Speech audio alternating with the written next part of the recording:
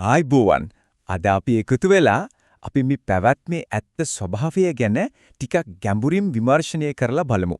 ඒ කියන්නේ මේ හැම දෙයකම හේතුව මොකක්ද? ඵලය මොකක්ද? සහ මේ ගලාගෙන යන යථාර්ථය කියන්නේ ඇත්තටම මොකක්ද කියලා. මේ විග්‍රහය අපි කරන්නේ ඊටාම ගැඹුරු පැරණි දාර්ශනික මූලාශ්‍රයක් පදනම් කරගෙන. ඇත්තටම අපි මේ ගවේෂණය පටන් ගන්නෙ සමහර වෙලාවට අපි ජීවිතේ කවදා හරි දවසක අපි හැමෝගම හිතවලට එන මූලිකම ප්‍රශ්න ටිකකින්. අපි මේ බලන මූලාශ්‍රයට අනුවත් මේ ගැඹුරු විමර්ශනය පටන් ගන්න ඕන තැන තමයි මේක. මම අතීතේ කවුරු වෙලාද හිටියේ? මම කියන්නේ කවුද? මම අනාගතේ කවුරු වෙයිද? අන්න ඒ වගේ ප්‍රශ්නත් එක්ක අපේ හිතේ ඇතිවෙන ගැඹුරු සැකය තමයි මේ ගමනේ ආරම්භක ලක්ෂ්‍ය. ඉතින් මේ ගවේෂණයේදී අපි යම්කිසි පියවර පිළිවෙලකට තමයි යන්න හදන්නේ. මුලින්ම අපි බලනවා මේ සැකයෙන් මේ ගමන පටන් ගන්නෙ කොහොමද කියලා. ඊළඟට අපි අපේ මනස සහ ශරීරය කියන්නේ නාම රූප කියන දෙක ගැන ගැඹුරින් බලනවා. එතනින් පස්සේ හේතුඵල දාමය, කර්මය සහ විපාක කියන්නේ මොනවද? මේ ක්‍රියාවලිය පිටිපස්සේ කිසිම කෙනෙක් නැහැ කියන එක සහ අවසාන වශයෙන් සැකයෙන් මිදලා ප්‍රඥාවට එන්නේ කොහොමද කියන කාරණා එකින් එක අපි කතා කරමු. හරි. එහෙනම් මේ විමර්ශනයේ පළවෙනිම අදියර තමයි අපි මුහුණ දෙන ගැටලුව හරියටම අඳුරගන්න එක. මූලාශ්‍රය මේකට කියන්නේ විචිකච්ඡා කියලා. සරලවම කිව්වොත් ඒ කියන්නේ තමන්ගේ අතීත වර්තමාන සහ අනාගත පැවැත්ම ගැන හිතේ තියෙන මූලිකම අවිනිශ්චිතතාවය.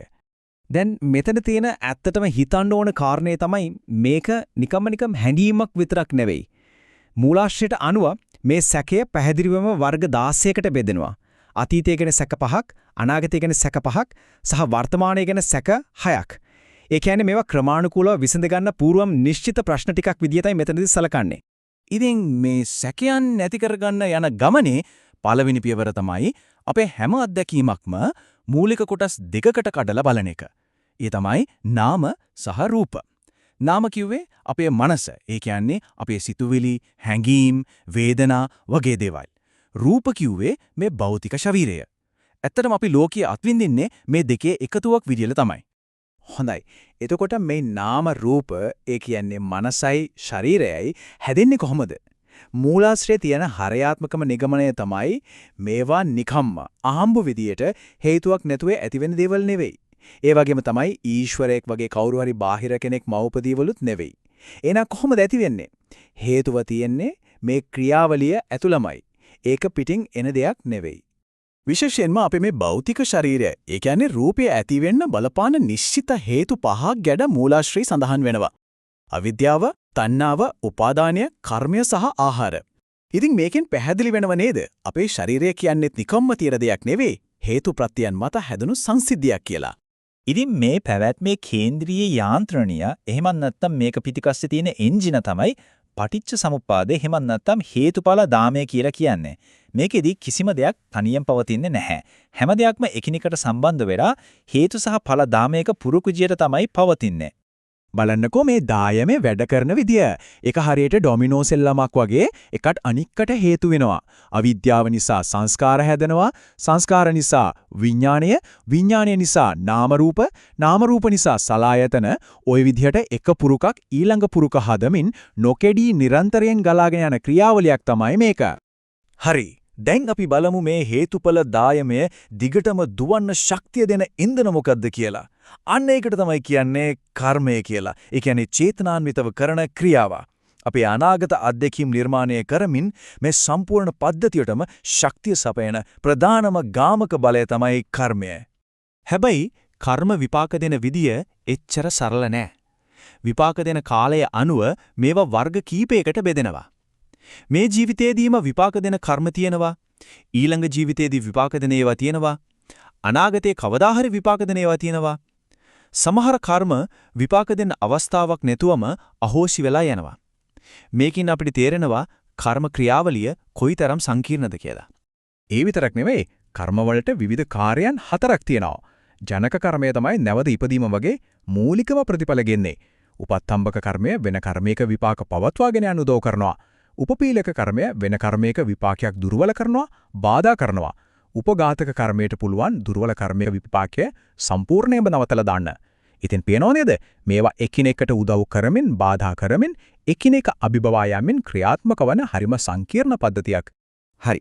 මේ ඔක්කොම විග්‍රහ කරගෙන ආවට පස්සේ අපි ලැබෙන්නේ මේ සමස්ත විමර්ශනයේ කූට ප්‍රාප්තියට. ඒ කියන්නේ ගැඹුරුම හිලිදරව්වට. ඒ තමයි ක්‍රියාවංශ විපාකයන් ඇත්තටම තිබුණත් ඒ පිටිපස්සේ ඉන්න ස්ථිර නොවෙනස් වෙන මම කෙනෙක් ආත්මයක් හෝ කර්තෘ කෙනෙක් නැහැ කියන අවබෝධය. ඉතින් මේ සමස්ත විමර්ශනයේම තීරණාත්මකම නිගමනය තමයි මේක. මූලාශ්‍රයේ තියෙන මේ ප්‍රබල උපුටා දැක්වීමෙන් ඒක ලස්සනටම සාරාංශගත කරනවා. කම්මස්සකාරකෝ නත්ති විපාකස්සච වේදකෝ සුද්ධ ධම්මා පවත්තන්ති එවේතං සම්මදස්සනං. ඒ කියන්නේ කර්මය කරන කෙනෙක් නැහැ, විපාකයේ විඳින කෙනෙකුත් නැහැ. සුද්ධ වූ ධර්මතාවයන් පමණයි ගලාගෙන යන්නේ. මේ තමයි නිවැරදි දැක්ම. මේක එකපාරටම තේරුම් ගන්න ටිකක් අමාරුයි නේද? ඒක නිසා මේ අදහස පැහැදිලි කරන්න මූලාශ්‍රයේ හරිම ලස්සන උපමා කිහිපයක් පාවිච්චි කරනවා. පළවෙනි උපමාව එක පහනකින් තව පහනක් පත්තු කරනවා වගේ. දෙවෙනි පහනේ තියෙන දැල්ල පළවෙනි පහනේ දැල්ලම නෙවෙයි. හැබැයි සම්පූර්ණයෙන්ම වෙනසකුත් නෙවෙයි. ඒ දෙක අතර හේතුඵල සම්බන්ධයක් තියෙනවා. ඒ වගේ තමයි එක ජීවිතයකින් අනෙක් ජීවිතයට කිසිම දෙයක් ගමන් නොකලත් හේතුඵල සම්බන්ධය දිගටම පවතිනවා. දෙවෙනි උපමාව කණ්ණාඩියෙන් පේන අපේ රූපය.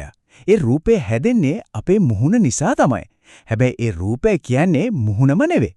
මුහුණේ ඉඳන් කිසිම දෙයක් කණ්ණාඩියට ගමන් කරලා නැහැ. ඒ වගේ හේතුවකින් ඵලයක් ඇති වෙනවා.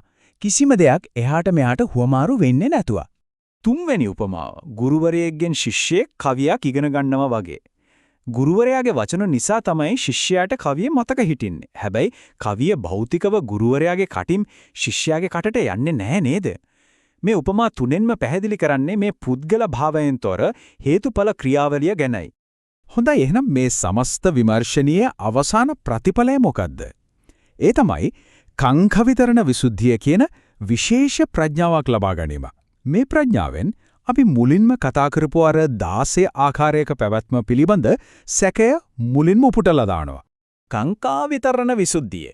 මොකද්ද මේකේ තේරුම? සැක දුරු කිරීමේ පිරිසුදු බව. ඒ කියන්නේ නාම රූප පාලනය කරන හේතුඵල සම්බන්ධතාවය ගැන ලැබෙන පැහැදිලි සෘජු දැනුම.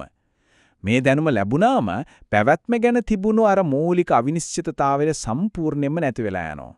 මේ පැහැදිලි බවටම තවත් නම් කිහිපයක් පාවිච්චි කරනවා. යථා භූත ඥාන. ඒ කියන්නේ දේවල් තියෙන විදිහටම දැකීමේ ඥානය සහ සම්මාදිට්ඨි. ඒ කියන්නේ නිවැරදි දැක්ම කියලා. මේ නම් වලින්ම තේරෙම නේද?